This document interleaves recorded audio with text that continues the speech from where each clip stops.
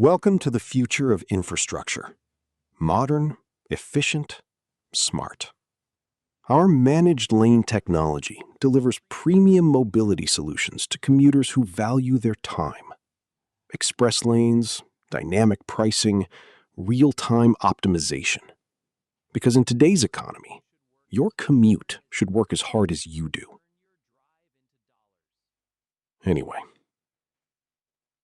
there's a number that's been bothering me for about 3 weeks. It's 47 seconds. On the I-495 express lanes in Virginia, and I'm using this corridor because it's documented, not because it's exceptional, the algorithm recalculates the price every 47 seconds. That's the operating parameter on record, according to the VDOT 2019 audit and Transurban's own operating specifications. Other corridors run on different intervals, some faster. The point isn't the 47 seconds. The point is that there is a number, and someone said it. That's how often the algorithm recalculates what you owe to drive at the speed limit you already paid for. Not the express speed, the regular speed.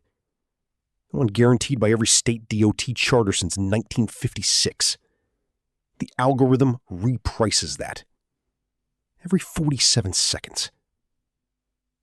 Does your employer recalculate your clock-in penalty every 47 seconds? Because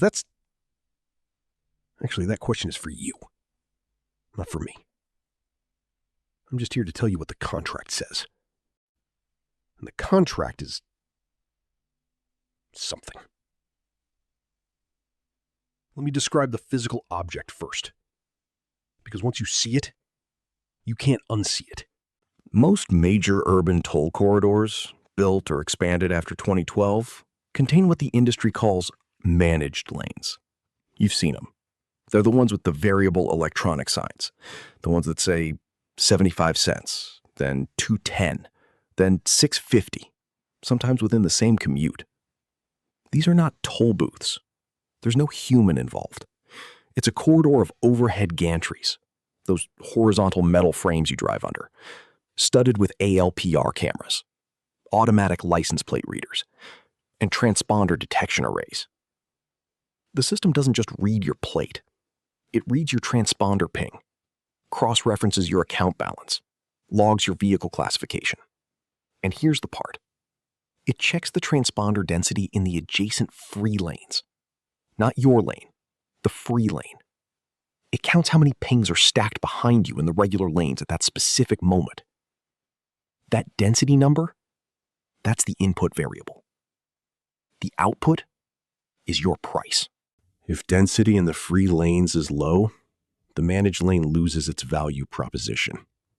People might just use the free road.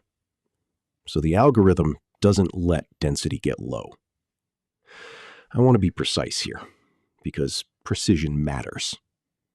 In a 2019 audit of the I-495 express lanes in Virginia, operated under a VDOT concession agreement with Transurban, the auditors found that the dynamic pricing model included a variable described internally as free lane competitive pressure. The parameter was adjusted to maintain free lane speeds in the 18 to 24 miles per hour range during peak periods. 18 to 24 miles per hour on an interstate highway. The posted speed limit is 55. The air freshener is not moved. Here's what most people don't look at: the concession agreement. When a state DOT partners with a private infrastructure operator to build or operate managed lanes, they sign a concession agreement. This is a public document. It is also, structurally, one of the more interesting documents in American municipal finance, because it contains a clause that appears in nearly every agreement signed between 2009 and 2023. It's called, and I'm reading directly from a publicly available model agreement framework published by the Federal Highway Administration in 2018, a revenue floor protection clause. Some agreements call it a minimum revenue guarantee. Same mechanism. What it does, if the express lane revenue falls below a specified threshold in a given quarter, the state owes the operator a compensatory payment. The state owes the private company money if not enough people pay the toll. Now, I want you to hold that. Because what that clause creates, structurally, not as a conspiracy, just as a logical outcome of the incentive structure, is a situation where the State Department of Transportation has a financial interest in ensuring enough people choose to pay the toll. A direct, contractual, quarterly interest. And the algorithm? The algorithm is the mechanism by which that interest gets expressed in asphalt. The free lane gets slow. The managed lane stays at 65. Your employer's attendance system pings at 8:59. The lane costs $11.40 at 8:47. You pay it, or you don't. But if you don't, the 18-mile-per-hour lane is documented. The late penalty is coming. The algorithm accounted for that. This is structurally identical to a store blocking its own front entrance and then charging for the side door. There's an academic term for why this works. Price elasticity of demand. In simplified form, if the price of something goes up, how much does demand fall?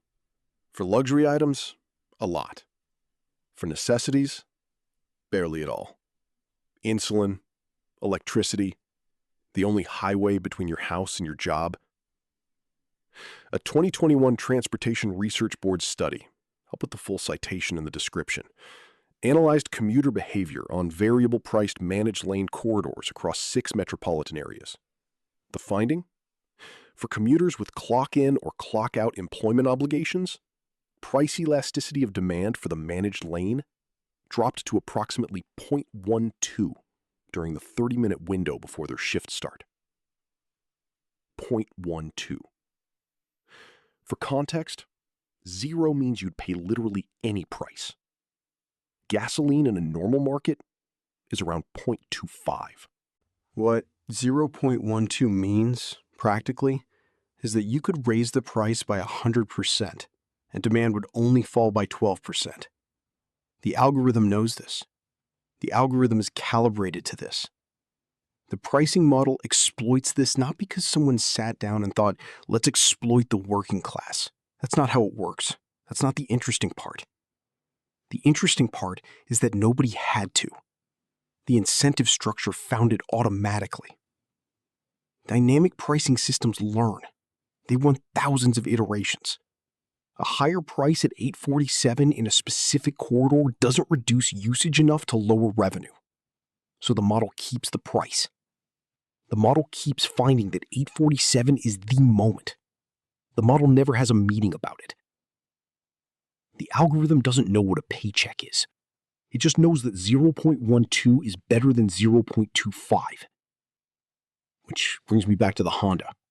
The transaction data from corridor audits in Texas and Virginia that are publicly available, I'll link below, shows toll payment rates nearly double among vehicle cohorts in the $8,000 to $12,000 resale range compared to vehicles above $35,000. Honda Civics and Accords from model years 2008 to 2016 sit squarely in that bracket. On one specific corridor, the gap hit 87%. The source documentation's in the description because the methodology matters more than the headline number. I want to be transparent here. That 87% figure comes from a single corridor in a specific time window. It is not universal. The pattern, lower value vehicles paying significantly more in tolls relative to their means, is universal. The 87% is an example, not the rule, but it's an example that happened, and it's documented. The mechanism isn't targeting. The algorithm doesn't know what car you drive. The algorithm knows transponder density, time of day, lane speed differential, and your account balance flag if you're in prepayment deficit. What the Honda represents is a demographic. A Honda Civic from 2012 is statistically likely to be driven by someone who cannot absorb a $23 late penalty, who cannot work from home, who has a physical shift start, whose employer does not offer flexible scheduling. That person hits the 8:47 window with 0.12 elasticity every time. The $80,000 sedan in the right lane often has remote work flexibility, often has shift discretion. Often the $6 toll is a rounding error. Their elasticity is different. Their corridor behavior is different. So the algorithm, which is optimizing for revenue, de facto optimizes against people who cannot afford to lose the money they're spending. That's not a glitch. That's a correctly functioning system. The system is just not optimizing for what you thought it was.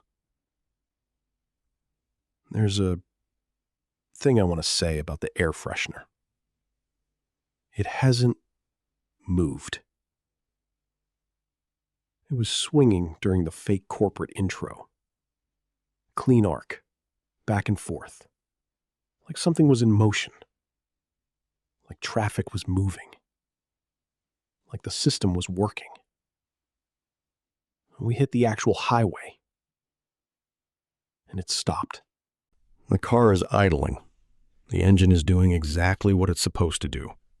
The air freshener is 4.3 inches of injection-molded polypropylene in a small reservoir of synthetic pine fragrance, which is not from pine trees. The fragrance industry moved away from actual pine resin sometime around the late 80s, give or take, for reasons that are probably economic and almost certainly depressing, hanging from a rearview mirror in front of approximately 4,000 brake lights. And the interesting thing about sitting in deliberate congestion for long enough is that eventually you stop experiencing it as wrong. It becomes the commute. It becomes the road. The person who has driven this corridor for 4 years doesn't feel the 18 miles per hour as violence. They feel the $9.40 managed lane as a choice. That reframe, from structural imposition to personal choice, is worth more to the concession operator than any single toll transaction. Because a commuter who believes they are choosing to not pay the toll is not a commuter who is filing a complaint with the state DOT oversight board. What the corridor data shows, and this pattern holds across every managed lane audit I've gone through, is that managed lane revenue and free lane speeds move in opposite directions. Revenue climbs, speed falls. The relationship is documented. The magnitude varies by corridor. Nobody announced the relationship. I want to go back to the concession agreement for a second because there's a detail I glossed over. The revenue floor clause, the one where the state owes the operator money if not enough people pay the toll, in most agreements has a sunset provision, usually 30 years, sometimes 40. The I-495 Transurban Agreement, signed in 2012, runs until 2087. You can read the public concession agreement yourself. The sunset date is in there. 2087. Whatever road optimization technology exists in 2087, whatever the algorithm looks like in 2087, is already contractually subordinated to the revenue floor established in 2012. The infrastructure we are currently arguing about is, in terms of legal architecture, already 75 years old. The state can renegotiate. The state can buy out. The buyout clauses in these agreements typically reference the net present value of all projected future revenue. The Virginia agreement's estimated buyout value in 2025 was approximately $3.4 billion, according to a Virginia legislative audit and Transurban's own investor disclosure. I'll link both. That's not a fee. That's the price of the road. The road the taxpayers built. The road the state sold the pricing rights to, for the duration of a human lifetime. There's a word in public finance for when a government sells a permanent public service to a private operator and retains only nominal oversight. The word is lease. But it's your commute, so they call it value pricing. The air freshener is vibrating now, just slightly. The low-frequency idle of an engine that has been running in place for 23 minutes. It smells like synthetic pine. The gantry overhead just recalculated. $7.20. The lane next to you is moving at 19 miles per hour. The algorithm checked. That's inside the acceptable range. There are 4,000 cars behind the gantry. Each one contains a person with somewhere to be. The algorithm knows their aggregate elasticity to within probably 0.02. The managed lane is moving at 63 miles per hour. The sign says $7.20. In 47 seconds, it'll say something else.